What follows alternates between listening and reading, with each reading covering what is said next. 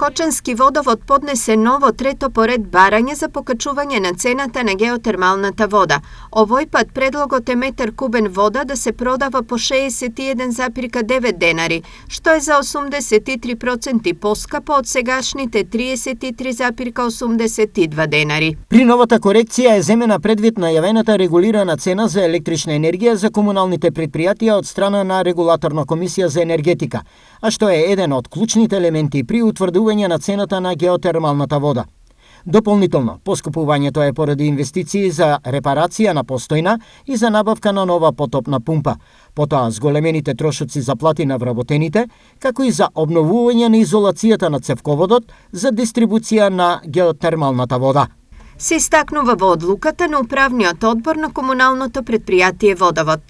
Минатата година биле испорачани близу 467.000 кубни метри геотермална вода, што е остварен приход од 15,8 милиони денари, со кој според сегашната единична цена не можат да се покријат трошоците за црпење и дистрибуција на водата. Претходно бараниот процент на покачување на геотермална вода беше 128, односно 98%, што предизвика најава од страна на трите оранжериски комплекси дека ќе ги откажат услугите заради високата цена.